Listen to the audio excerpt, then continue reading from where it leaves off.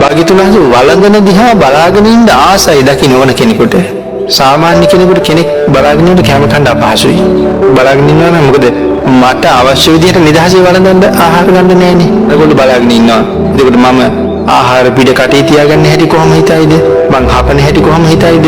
කටේ තියාගෙන උඩ ටිකක් වැටුනොත් ඒක දිහා කොයි විදිහට බලයිද? මේ වාගේ ප්‍රශ්න ගොඩක් ඔළුව ඇතුලේ කරකිනවනේ.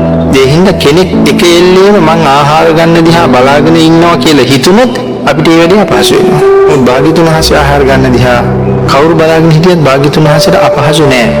හේතුව තමයි මට හිතෙනවා අපි සමහර වෙලාවට වැඩි පිරිසක් සමාජයට පේන්න ජීවත් වෙන එක්කෙනෙක්. මම පෞද්ගලිකව තනි වෙච්චාම මම තව එක්කෙනෙක්. අපි කියමුකෝ මම තනියම මගේ කාමරයේ ඇතුලේ කුටිය ඇතුලේ ඉන්නවා. ඒ වෙලාවට මං හැසිරෙන විදිහයි සමාජයේ හැසිරෙන විදිහයි දෙකක්. භාග්‍යතුන් වහන්සේ දෙකම එකක්. ඒ නිසා සංගවිච්ච දෙයක් ඇත්තෙම නෑ.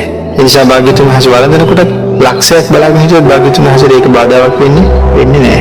ඒ නිසා සඳහන් කළානේ පාත්‍රයේ ඇතුලේ බත් අනන වෙලාවට ආහාර අනන කලවම් කරගන්න වෙලාවට ශ්‍රී මුඛ ධාතුව ඇතුලේ එක බත් ඇටයක්වත් නැහැ. ශ්‍රී මුඛ ධාතුවේ තියාගත් ආහාර ටික හපන වෙලාවට පාත්‍රයේ ඇතුලේ අනන්නේ නැහැ. අනන වෙලාවට හපන්නේ නැහැ. හපන වෙලාවට අනන්නේ නැහැ. ඒක වගේ ඉතා ශෝභමානයි භාග්‍යතුන් වහන්සේගේ ධර්ම දේව පිළිබඳව කරුණු කාරණා රාශියක් සාකච්ඡා කරන්න පුළුවන්. ආවකයන්ටත් ඒක දේශනා කළා. වික්ෂුන් වහන්සේලාට සඳහන් කළා විශේෂ කියා ශික්ෂාපද වගේ දේවල්. එතන බුදුරජාණන් වහන්සේ හරි අපූර්වට දේශනා කළා තමන්ගේ ශ්‍රාවකයන්ට. මොකද දුටුවන් සතුටු කරන්න ඕනේ ශ්‍රාවකයා කියලා කියන්නේ පැහැදීම ඇති වුණ අයගේ පැහැදීම වැඩි වෙන්න ඕනේ. පැහැදිච්ච නැති අය පහදින්න ඕනේ. භාග්‍යවතුන් වහන්සේගේ ශ්‍රාවකයා දිහා දැකලා අන් ඒ විදිහට තමයි ජීවත් වෙන්න කියලා කිව්වේ. ඒ නිසා ආහාර ගන්න වෙලාවේ දේශනා කළා අතලෙව කන්න එපා කියලා. න හත්තනිල්ලේ හකන් කත්වා ආහාර අරගත්තාම අතලෙව කන්න එපා. ඇඟිලිව කන්න එපා. න පත්තනිල්ලේ හකන් කත්වා පාත්‍රය පිඟාන ලෙව කන්න එපා. න ඔට්ටනිල්ලේ හකන් කත්වා තොල වටේට ලෙව කන්න එපා. ආහාර අරගෙන ඉවර වෙලා. ඔය එතකොට අර බලාගෙන ඉන්න කෙනාට ඒක හරි අප්‍රසන්නයි.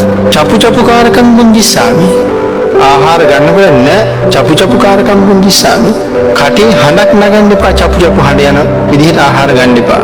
ඒක අහගෙන ඉන්න කෙනාට පිළිකුල් සහගතයි. න සුරුසුරු කාරකම් බුද්ධිසාමි ඒ සමහරවල් කැඳ වාගේ දෙයක් උණුසුම් දෙයක් සුප් එකක් උණුසුම පාවිච්චි කරනකොට උණුසුම්නේ සමහර එක පාරක් පුබලා සුරුස් ගාලා අදින්න පුළුවන්. එහෙම හඬක් නැගෙන්න මේ පාන වර්ග පාවිච්චි කරන්න එපා. ඒක අහගෙන ඉන්න කෙනාට ඒක හරි පිළිකුල් සහගතයි. භාග්‍යතුන් වහන්සේ ඇති කරගත්ත ඒ සංවරය භාග්‍යතුන් වහන්සේගේ ශ්‍රාවකයාටත් ඒ විදිහටම භාග්‍යතුන් වහන්සේ දේශනා කළා. ඒ භාග්‍යතුන් වහන්සේගේ ශ්‍රාවකයා කියලා කිව්වේ භාග්‍යතුන් වහන්සේගේ දරුවෝ.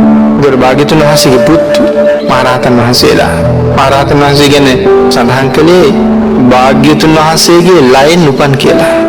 භාග්‍යතුන් වහන්සේගේ හද මණ්ඩලෙන් ඉපදිච්ච අය. ඉතින් ඒතර භාග්‍යතුන් වහන්සේගේ දරුවෝ.